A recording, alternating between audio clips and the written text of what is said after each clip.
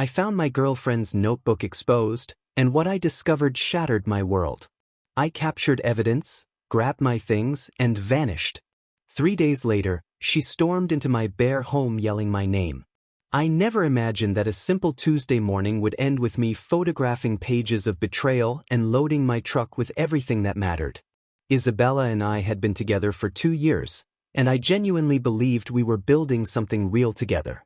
She was passionate about wellness and fitness, always talking about opening her own retreat center someday, while I focused on my veterinary practice and the inheritance my grandmother had left me. I thought we complemented each other perfectly, her dreams and my stability creating a foundation for our future. That morning, I came downstairs to grab coffee before my early appointments when I saw Isabella's leather-bound planning journal lying open on our kitchen counter. She'd left for her yoga instructor training weekend the night before, and I assumed she'd forgotten it in her rush. I wasn't trying to snoop, but her handwriting caught my eye as I reached around it for my coffee mug. Phase 2, Kyle's grandmother money, timing critical after his promotion, was written in her neat script across the top of the page. My stomach dropped as I read further. The entire page was dedicated to what she called the Kyle strategy, complete with timelines, dollar amounts, and tactical notes. She'd calculated my net worth down to the penny, including my inheritance, savings, and projected income from my recent promotion to senior partner at the clinic. But it got worse. Much worse. I flipped through page after page of her careful planning, each one revealing another layer of manipulation I'd been completely blind to. She'd documented every conversation we'd had about my grandmother's war medal collection, noting Kyle's emotional attachment to military memorabilia, use for guilt leverage if needed. She'd written detailed character assessments of my family members, identifying which ones might be useful for additional funding sources and which were obstacles to overcome. My hands shook as I photographed each page with my phone, making sure to capture every cruel detail. The journal revealed her partnership with someone named Diego, whom she'd never mentioned to me. Their plan was elaborate. They'd approach me after my promotion with a business opportunity for Isabella's wellness retreat center, using my emotional investment in her dreams and my inherited money as seed funding. But the retreat was completely fake. They intended to drain my accounts and disappear together, leaving me responsible for any investor fraud charges. "Kyle's so trusting and generous," she'd written. "Perfect mark for this type of long-term investment con. His grandfather's medals will sell for at least $15,000 if we need quick cash during exit strategy. Diego says military collectors pay premium for Purple Heart sets." I stared at that line for a full minute, my vision blurring with rage.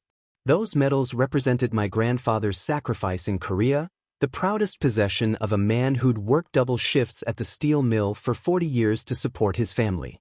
Isabella knew exactly how much they meant to me, had listened to me tell stories about Grandpa's service at least a dozen times. She'd planned to steal and sell them like common trinkets.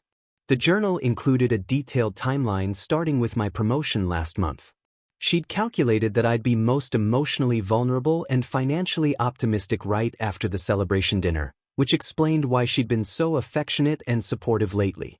Every kiss, every "I'm so proud of you," every intimate moment had been theater, designed to soften me up for the financial kill. I photographed the final pages, which included backup plans if I became suspicious, including having Diego pose as a legitimate business consultant and using my veterinary credentials to give their fake retreat medical credibility with potential investors. They'd even researched which of my clients had the most money, planning to approach them as friends of Dr. Kyle once they had my initial investment locked in. I carefully closed the journal and placed it exactly where I'd found it, then walked upstairs to our bedroom and began packing. Not everything, just the essentials: clothes for a week, my grandmother's jewelry, important documents, my grandfather's medals, and a few irreplaceable photographs. I loaded everything into my truck, along with my laptop and the medical equipment I'd brought home from the clinic. I left my key on the kitchen counter next to her journal and drove straight to my brother's cabin in the mountains, 3 hours away from everything I thought I knew about my life. The entire drive, I kept thinking about all the signs I'd missed, all the times Isabella had forgotten her wallet or needed help with rent, all her enthusiastic questions about my finances that I'd mistaken for genuine interest in our future together. As I pulled into the gravel driveway of the cabin, surrounded by pine trees and absolute silence, I realized I felt something I hadn't expected: relief. For the first time in months, I wasn't calculating expenses in my head or worrying about whether I could afford Isabella's dreams on top of my own responsibilities. 3 days of mountain silence ended with my phone exploding at 2:47 p.m. on Friday afternoon. Isabella's ringtone cut through the peaceful quiet like a chainsaw, and I watched her name flash on my screen 17 times before I finally answered on the 18th call. I'd spent those 3 days hiking, thinking, and planning my next moves while she presumably returned from her fake yoga training to discover our townhouse stripped of my belongings and me completely unreachable through normal channels. "Kyle, what the hell is going on?" Her voice was sharp with panic and barely controlled rage. "Where are you? Why is half our furniture missing? The bedroom looks like it was robbed." I stayed calm, my voice steady despite the adrenaline coursing through my system. "I found your journal, Isabella. The one you left open on the kitchen counter." Dead silence. I could practically hear her brain scrambling to figure out exactly how much I knew and what damage control strategy would work best. When she finally spoke again, her tone had shifted to that manipulative sweetness I now recognized as performance. "Kyle, baby, you're misunderstanding whatever you think you saw. That journal is just my private thoughts, my way of working through ideas and feelings. You know how I process things by writing them down." Phase 2. Kyle's grandmother money. Timing critical after his promotion. I quoted her exact words back to her. "Diego says military collectors pay premium for Purple Heart sets. Which part of that was just processing feelings, Isabella?" Her mask slipped completely. "You had no right to read my private journal. That was a violation of my privacy, Kyle. How dare you go through my personal belongings and then run away like some kind of coward instead of talking to me like an adult?" The audacity was breathtaking. She'd planned to defraud me of my inheritance, steal my grandfather's medals, and use my professional credentials for investor fraud, but I was the villain for discovering her scheme. "I'm not running away," I said. "I'm protecting myself from someone who sees me as a mark instead of a boyfriend." "That's not true and you know it. I love you, Kyle." Everything in that journal was just brainstorming, hypothetical scenarios I was exploring. I would never actually do those things. "You're taking creative writing exercises completely out of context." Creative writing exercises. She actually said that with a straight voice, as if detailed financial calculations and partnership agreements with Diego were the same as writing poetry. "Where are you?" she demanded when I didn't respond to her explanation. "We need to talk about this face to face. You can't just disappear and leave me to handle all our shared responsibilities alone." Our shared responsibilities. She meant the rent she'd never actually paid, the utilities that came out of my account automatically, and the lifestyle I'd been funding while she planned to rob me blind. "I spoke to the landlord yesterday," I told her. "Explained the situation and arranged to break the lease early. Your belongings are being packed and moved to a secure storage facility as we speak." "You can't do that. Those are my things. You can't just take my property and hide it somewhere. That's theft, Kyle. I'll call the police." "The moving company is fully licensed and bonded. Everything will be carefully inventoried and stored safely until you can arrange to collect it." I could hear her hyperventilating through the phone. "This is insane. You're being completely irrational. So what if I wrote some things in my journal? People write all kinds of things they don't mean. You're destroying our entire relationship over some private thoughts that were never meant to hurt anyone." "Who is Diego?" I asked. Another long silence. "I don't know what you're talking about." "Your business partner. The one you've been planning the wellness retreat scam with. The one who suggested selling my grandfather's medals for quick cash during your exit strategy." "Kyle, I swear to you, I have never planned to actually do anything that would hurt you. Diego is just a friend from my yoga training who had some business ideas. We were just talking hypothetically about entrepreneurship opportunities. Just talking hypothetically. About using my inheritance money, my professional credentials, and my emotional vulnerabilities to execute an elaborate fraud scheme." about selling my grandfather's Purple Heart, about targeting my wealthy veterinary clients for additional investors. I need to go, I said. Don't contact me again. Call please. Don't hang up. We can work this out. I'll explain everything if you just come home and give me a chance to make this right. There's nothing to work out. I know exactly who you are now. I hung up and immediately blocked her number on everything. But Isabella wasn't finished.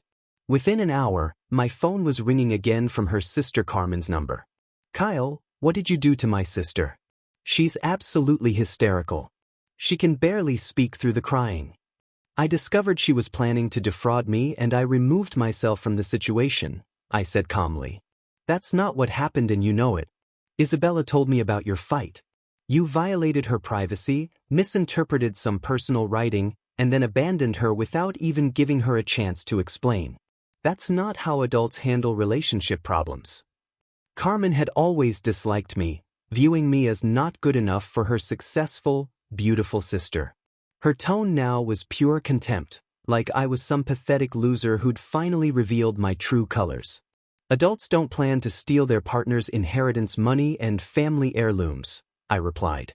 They also don't use their partner's professional credentials to commit investor fraud. You're being ridiculous. Isabella would never do something like that. She's devastated that you could even think such horrible things about her. She loves you, Kyle. She's been planning to propose to you after your promotion celebration. Planning to propose. The manipulation never stopped, not even when she was caught red-handed with documented evidence of her scheme. Carmen continued her attack. You're acting like a child, running away instead of having an adult conversation. Isabella is scared and alone and you've abandoned all your responsibilities to her. That's not what a man does, Kyle. Carmen's lecture about what a man does was still ringing in my ears when I made the call that would change everything. I contacted our landlord directly and explained that I'd discovered fraudulent activity in my household and needed to break our lease immediately for legal protection. Mr. Peterson had always liked me. I paid rent on time, never caused problems, and had helped his elderly mother with her arthritic cat for free last winter. When I showed him photographs of Isabella's journal pages detailing her plans to use our shared address for investor fraud, he agreed to let me out of the lease without penalty, provided I handled the logistics of Isabella's belongings professionally. That's when I called Premium Moving and Storage, a company I'd used when my grandmother passed away. I explained the situation carefully. I needed a full-service pack and store operation for someone who was temporarily displaced, everything documented and inventoried, stored securely until she could arrange pickup. The cost would be $2,400 for packing, moving, and 3 months of climate-controlled storage. I also had them prepare a detailed invoice of Isabella's unpaid obligations from our 2 years together. I'd kept meticulous records because I'm naturally organized, but also because something had always felt off about her constant financial emergencies. The numbers were staggering: 4 months of unpaid rent totaling $3,200, utilities that came directly from my account for $847, groceries and household expenses she'd promised to split but never did for $800. Add the moving and storage costs, and Isabella owed me exactly $7,247. When Isabella called me the next morning from yet another blocked number, I was ready. Kyle, they took everything. Complete strangers came into my home and stole all my belongings. This is kidnapping, this is theft, this is completely illegal.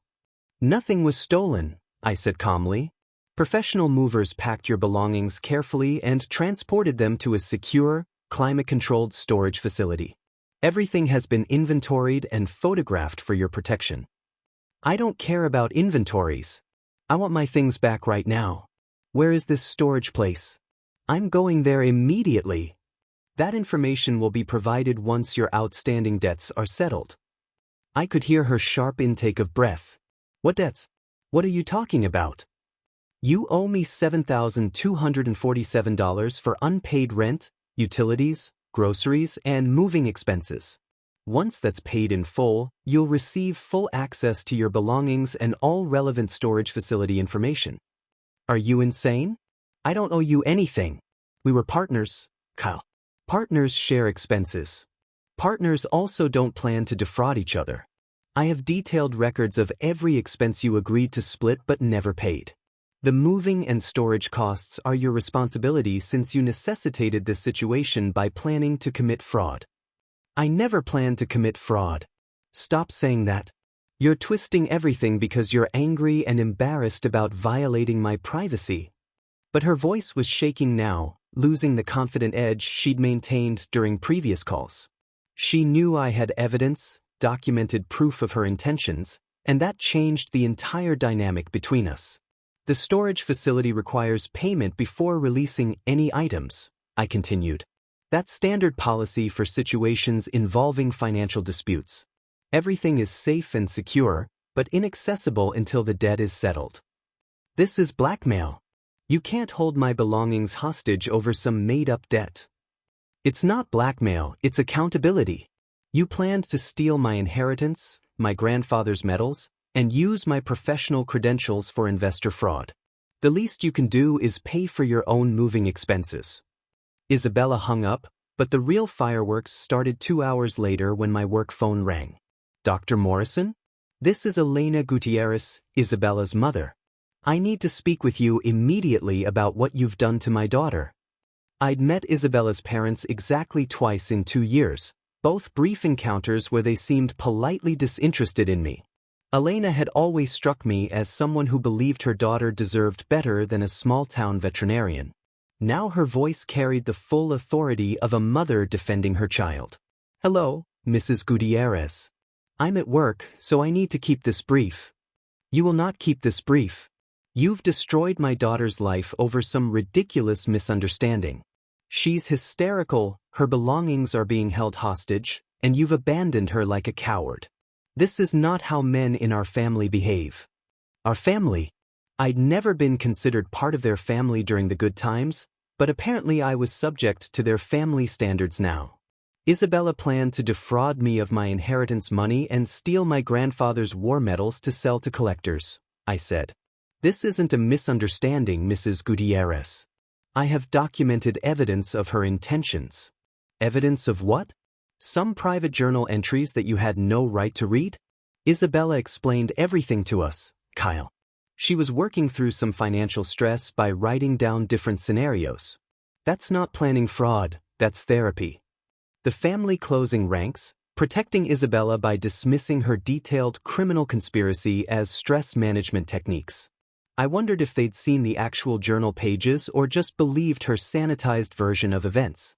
Mrs. Gutierrez, your daughter's journal included partnership agreements with someone named Diego, detailed timelines for approaching me after my promotion, calculations of my net worth, and specific plans to use my professional credentials for investor fraud.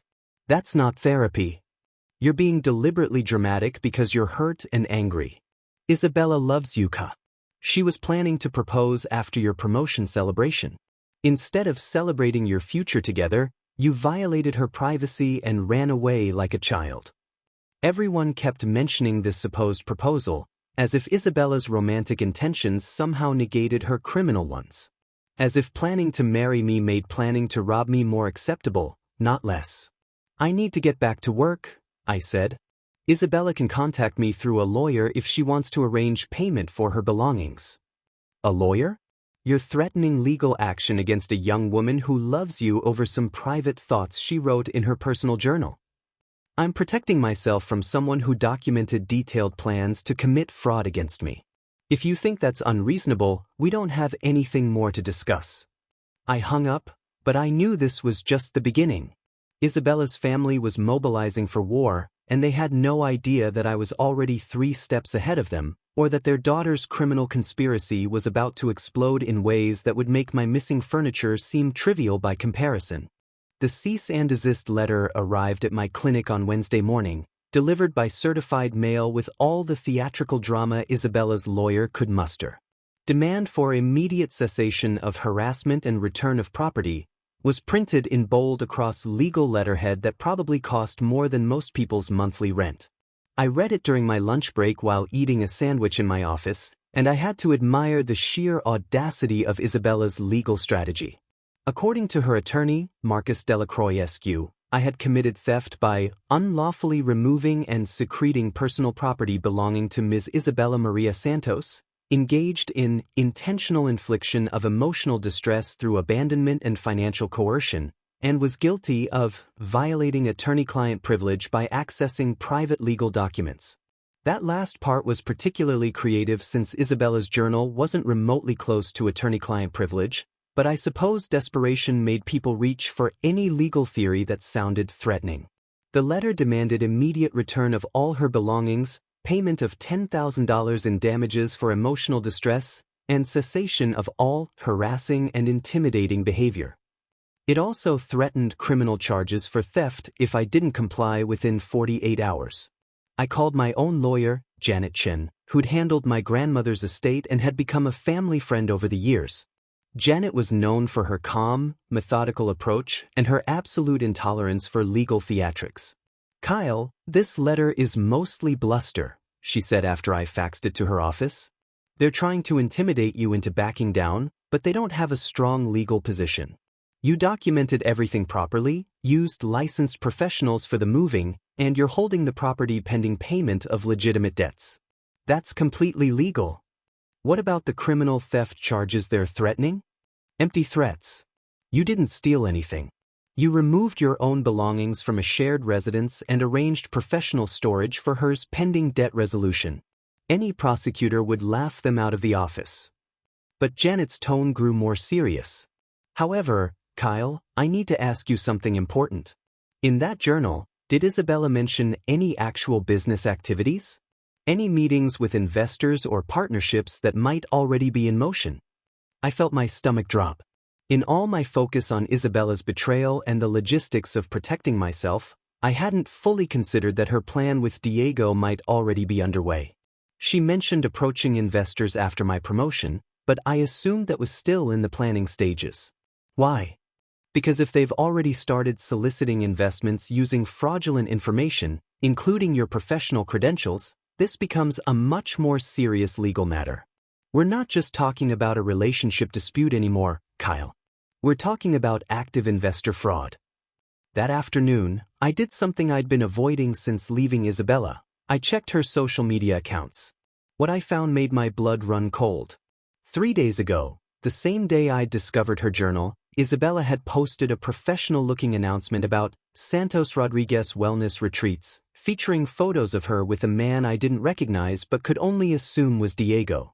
The post included testimonials from satisfied clients, pictures of luxury retreat facilities, and most damaging, a bio section that listed Dr. Kyle Morrison, DVM, senior partner, as their medical advisory board chairman, without my knowledge or consent. They weren't planning to start their fraud scheme after my promotion. They were already implementing it, using my name and credentials to legitimize their fake business while I'd been completely unaware. I immediately called Janet back. "They're already running the scam. They're using my professional license and credentials in their marketing materials without my permission. Forward me everything immediately.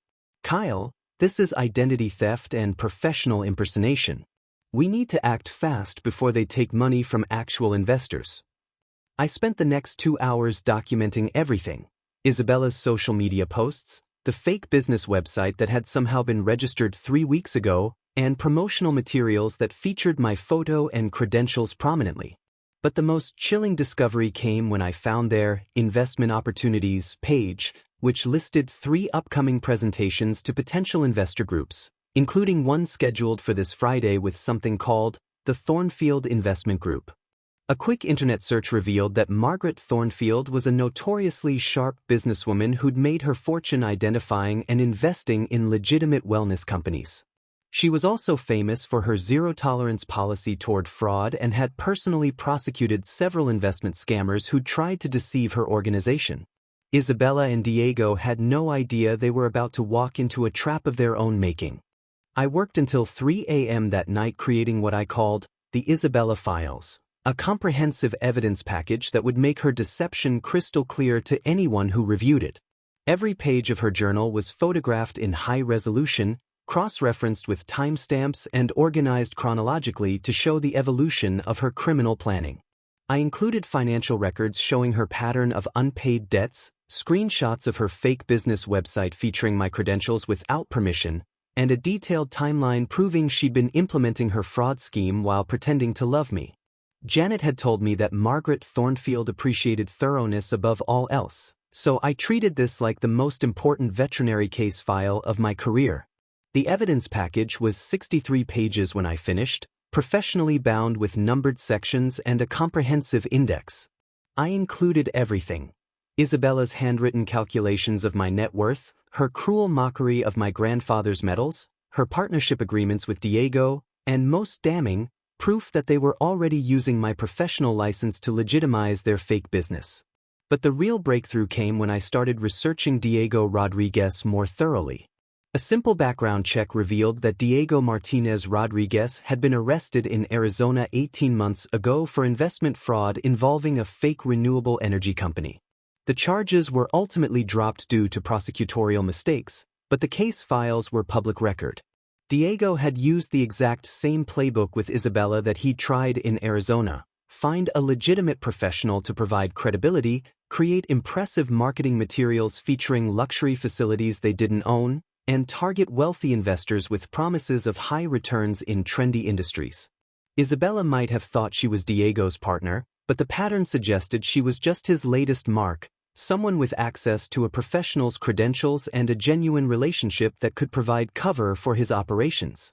I printed Diego's arrest records and included them in the evidence package, along with a detailed comparison showing how his current scheme with Isabella matched his previous criminal activities. The parallels were so obvious that any competent investigator would immediately recognize Diego as a repeat offender who'd simply moved to a new state and found a new accomplice. Thursday morning, I called Janet with my findings. "Janet, Diego's got a criminal record for the exact same type of fraud he's running with Isabella.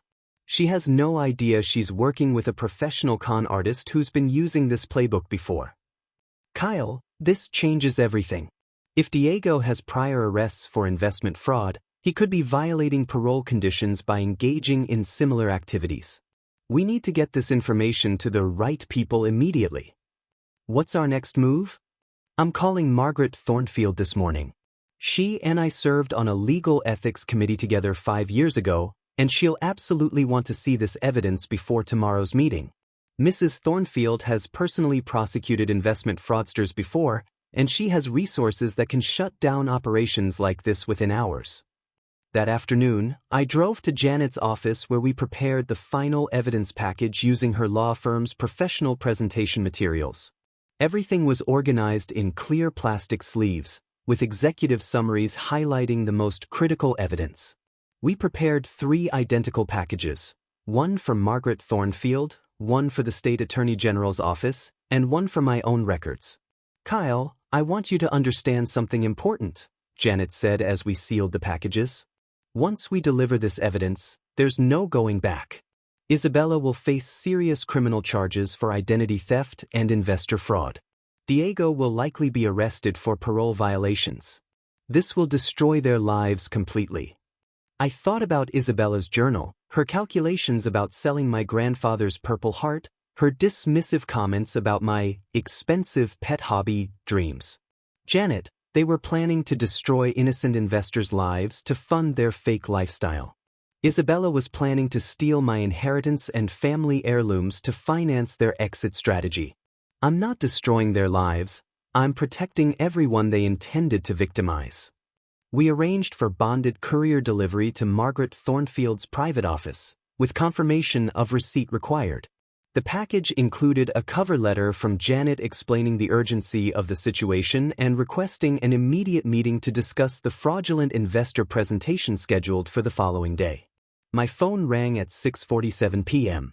Unknown number, but Janet had warned me that Margaret Thornfield might call directly if the evidence package was as compelling as we believed it was.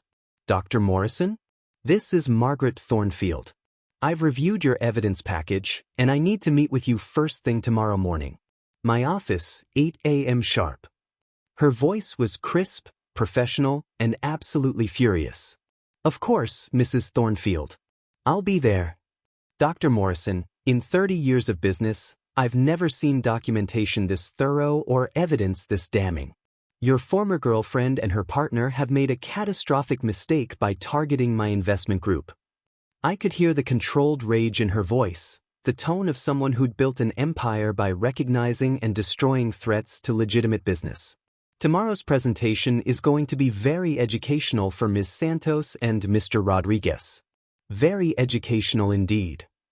Margaret Thornfield's office occupied the entire top floor of a downtown high-rise, with floor-to-ceiling windows overlooking the city and furnishings that probably cost more than my annual salary. When I arrived at exactly 8 a.m. Friday morning, she was already reviewing my evidence package with two other people, a man in an expensive suit who introduced himself as her head of security, and a woman taking detailed notes who turned out to be from the district attorney's office. Mrs. Thornfield was exactly what I'd expected, sharp-eyed, impeccably dressed, and radiating the kind of controlled authority that comes from decades of making high-stakes business decisions. She looked up from the journal photographs with an expression that could have frozen lava. Dr. Morrison, your former girlfriend has made what I can only describe as a catastrophically stupid decision. Not only did she target my investment group for fraud, but she documented her criminal intentions in writing and left the evidence where you could find it. I was as shocked as you are, I said. I had no idea she was capable of something like this. Ms. Santos and Mr. Rodriguez are scheduled to present their fake wellness retreat proposal to my board at 2 p.m. today. They believe they're walking into a room full of wealthy investors eager to fund their fraudulent operation. Instead, they'll be walking into a carefully orchestrated trap. The security chief, introduced as Frank Morrison, no relation despite the name, leaned forward. Dr. Morrison, we've been monitoring their activities since receiving your evidence package. Diego Rodriguez violated his parole by crossing state lines and engaging in investment fraud activities. We've coordinated with Arizona authorities, and there's already a warrant out for his arrest. What about Isabella? I asked. Ms. Santos will be charged with identity theft, professional impersonation, and conspiracy to commit fraud, the district attorney representative said. Using your veterinary credentials without permission to legitimize a fraudulent investment scheme is a felony in this state. The evidence you provided is more than sufficient for conviction. Margaret Thornfield stood up and walked to her windows, looking out over the city with the satisfaction of a predator who'd cornered her prey. Dr. Morrison, I've built my career on identifying legitimate investment opportunities and protecting my clients from fraud. In 30 years, I've prosecuted dozens of criminals who tried to deceive my organization. But I've never encountered documentation as thorough as what you provided, or criminals foolish enough to leave such detailed evidence of their intentions. They got overconfident, I said. Isabella thought she had me completely fooled, and Diego probably assumed his previous charges being dropped meant he was untouchable. Their overconfidence will be their downfall. At 2 p.m. today, Ms. Santos and Mr. Rodriguez will walk into our main conference room expecting to present their fraudulent proposal to potential investors. Instead, they'll find Detective Sarah Walsh from the Fraud Division, Agent Michael Chin from the State Attorney General's office, and myself, along with complete documentation of their criminal activities. The thought of Isabella's face when she realized she'd walked into a law enforcement trap instead of a business meeting was almost satisfying enough to make up for 2 years of financial manipulation and emotional abuse. Almost. What do you need from me? I asked. Nothing more than you've already provided. Your evidence package was so comprehensive that we have everything needed for prosecution. However, I do want to make you an offer. Mrs. Thornfield returned to her desk and pulled out a business card. Dr. Morrison, your analytical skills and attention to detail are exactly what my organization needs. I'd like you to consider consulting for Thornfield Investments, helping us identify potential fraud schemes before they can target our clients. The pay is excellent, and you'd be protecting legitimate businesses from predators like your former girlfriend. I stared at the card, realizing that Isabella's betrayal had inadvertently opened a door to opportunities I'd never imagined. I'm honored by the offer, Mrs. Thornfield. Can I think about it? Of course. But don't think too long, a talent like yours is rare. At 11 a.m., my phone started ringing. Isabella, calling from a number I hadn't blocked yet, probably panicking as she realized that her fake business website had been taken down overnight and their social media accounts had been suspended. I let it go to voicemail, then listened to her frantic message. "Kyle, something terrible is happening. Our business website disappeared, and Diego is freaking out about some problem with the investors. I think someone is sabotaging us. You have to help me figure out what's going on. Please call me back immediately." Her desperation was almost funny. Isabella had no idea that her sabotage was actually law enforcement dismantling her criminal operation piece by piece, or that in 3 hours she'd be walking into handcuffs instead of a business meeting. I deleted the voicemail without responding. At 1:45 p.m., I was back in Mrs. Thornfield's office, watching through security cameras as Isabella and Diego entered the building lobby. Isabella was dressed in her most professional outfit, carrying a leather portfolio and practically glowing with excitement about the big presentation that would launch her fake business career. Diego looked nervous, checking his phone constantly and glancing around like he sensed something was wrong. They took the elevator to the conference room level, chatting confidently about their presentation strategy, completely unaware that they were being recorded and that law enforcement officers were waiting for them just down the hall. "Dr. Morrison," Mrs. Thornfield said, "would you like to witness justice being served?" I thought about Isabella's journal, her plans to sell my grandfather's medals, her dismissive attitude toward my dreams and career. Yes, I would. We watched through the conference room security feed as Isabella and Diego walked in expecting to meet wealthy investors. Instead, they found Detective Walsh, Agent Chin, and Mrs. Thornfield herself, along with complete documentation of their fraudulent schemes spread across the conference table. The look on Isabella's face when she realized what was happening was absolutely priceless, pure shock, followed by panic, then desperate attempts to maintain her composure as the walls of her fake empire came crashing down around her. Diego tried to run and was immediately arrested by security officers positioned at every exit. Isabella's legs actually gave out when Detective Walsh read her rights, and she had to be helped into a chair before being handcuffed and led away. "Dr. Morrison," Mrs. Thornfield said as we watched Isabella being escorted to a police car, "that's what happens to people who mistake kindness for weakness and generosity for stupidity. Your former girlfriend learned today that actions have consequences, and those consequences can be absolutely devastating when you target the wrong people." The aftermath unfolded faster than I could have imagined.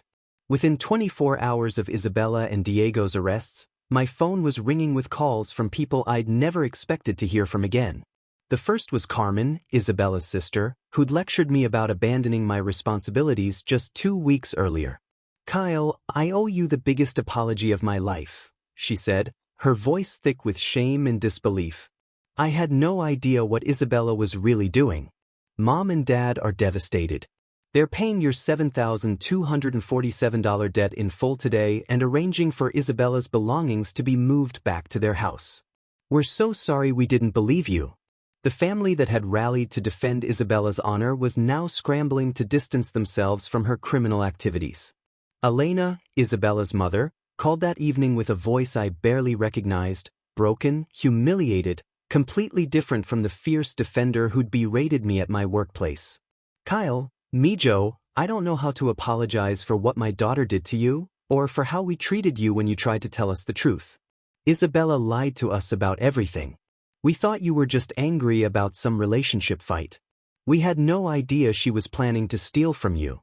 The most satisfying call came from Isabella herself, using her one permitted phone call from jail to beg me to help her. "Kyle, please, you have to help me. This is all a misunderstanding. Diego manipulated me into this whole thing. I never wanted to hurt you. I was going to give you back your money, I swear. You know me, Kyle. I'm not a criminal." "Isabella," I said calmly, "I know exactly who you are. I have 63 pages of evidence proving it. Please don't let them destroy my life over some stupid mistakes. I love you, Kyle. I was going to propose to you after your promotion. We can still have the future we planned together if you just help me get out of this." The desperation in her voice was absolute, but I felt nothing except mild curiosity about how someone could be so delusional even when facing felony charges. "Isabella, you documented plans to steal my inheritance, sell my grandfather's war medals, and use my professional credentials for fraud. That's not love, and those aren't mistakes. Those are crimes. But I never actually did any of those things. It was just planning, just ideas I was considering. You can't ruin someone's life over thoughts they wrote in a private journal. You did do those things. You used my credentials without permission, created a fake business using my professional license, and were actively defrauding investors. The journal was just evidence of your premeditation. I hung up and immediately accepted Margaret Thornfield's consulting offer. The next morning, I was sitting in her office reviewing investment proposals and helping her team identify potential fraud schemes. The irony wasn't lost on me. Isabella's betrayal had led directly to the most interesting and lucrative career opportunity of my life. 3 weeks later, I received an unexpected visitor at my veterinary clinic. Diego's lawyer, a tired-looking public defender named James McCarthy, sat across from my desk with a plea agreement in his hands. Dr. Morrison, my client wants to cooperate fully with prosecutors in exchange for reduced charges. He's prepared to provide detailed information about other fraud schemes he's aware of, including evidence that could help convict Isabella of additional crimes you weren't even aware of. What additional crimes? Ms. Santos has been running smaller scams for months, using information she gained from your relationship. She's been approaching your veterinary clients, claiming to represent your practice in fundraising for a fake animal sanctuary expansion. She's collected almost $8,000 from people who thought they were supporting your work. My blood ran cold. Isabella had been using my reputation and my clients' trust in me to run side scams while planning her bigger investment fraud. She'd put my professional license and my relationship with clients at risk for what amounted to pocket change compared to her main scheme. Mr. McCarthy, your client's cooperation is appreciated. I'll make sure my clients know they were victimized by Isabella's fraud, not by any legitimate fundraising associated with my practice. 6 months after Isabella's arrest, I was standing in the lobby of my new animal sanctuary, purchased with my grandmother's inheritance money and funded by my consulting work with Margaret Thornfield. The facility was everything I'd dreamed about: spacious enclosures for rescue animals, a modern veterinary surgical suite, and educational programs for local schools. Isabella had mocked these plans in her journal as Kyle's expensive pet hobby, but it had become the most fulfilling work of my career. The grand opening was attended by Margaret Thornfield herself, along with dozens of my veterinary clients, my family, and several reporters covering the story of how an investment fraud scheme had accidentally led to the creation of a legitimate animal welfare facility. Dr. Morrison, Mrs. Thornfield said as we cut the ribbon, "It's amazing how something that started with such betrayal and criminality has resulted in something so positive for the community." She was right. Isabella's attempt to destroy my financial security had instead led me to discover capabilities I'd never known I had, career opportunities I'd never imagined, and the resources to fulfill dreams she tried to steal from me. That evening, as I walked through my animal sanctuary listening to the sounds of rescued animals settling into their new homes, I realized I felt something I hadn't experienced in years: complete peace. Isabella had tried to reduce me to nothing more than a financial resource to be exploited. Instead, she'd inadvertently revealed my true value as someone capable of building something meaningful that would benefit others for years to come.